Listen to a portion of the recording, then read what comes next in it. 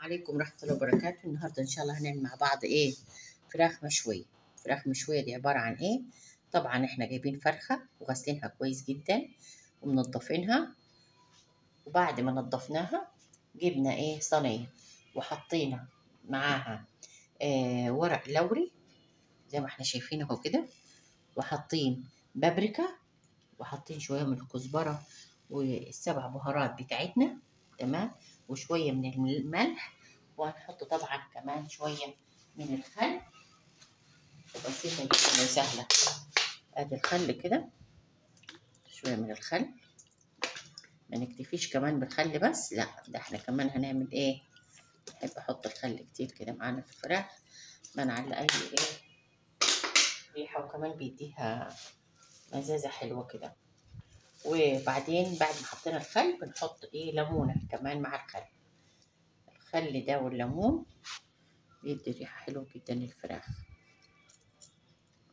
صليتوا على النبي يا ولاد عليه الصلاة والسلام.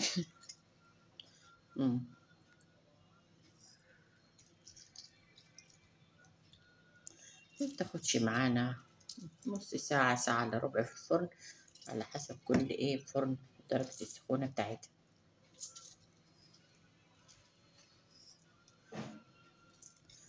تمام تمام.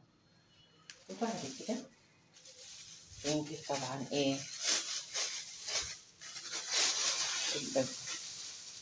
شوية بابريكا تاني، بس دي مدخنة كده. ليه مدخنة؟ بتدينا اللون الأحمر بتاعنا ده.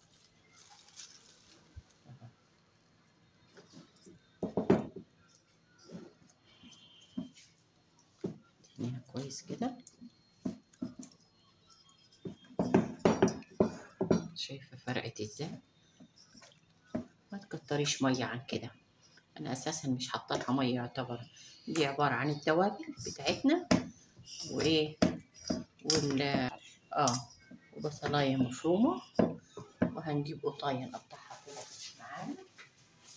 كمان عايزين شطشطه، نجيب معانا فلفلين،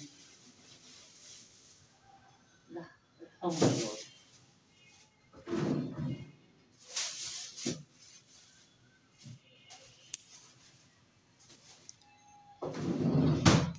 تمام تمام.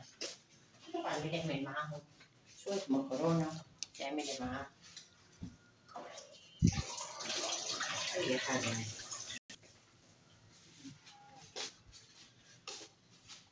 ادي القوطه ترنشات كده القوطه.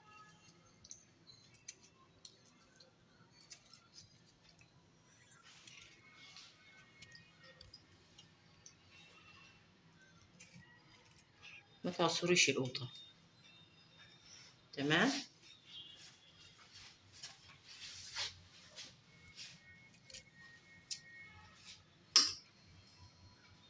وادي الفلفل، شايفه شكلها، ودي الفلفل بتاعنا الحراق، بنوزعه طبعا على كل الصينيه.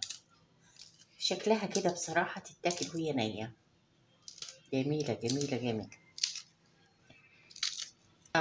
سهله وسريعه وكلها طعمه جدا جدا، سهله وسريعه.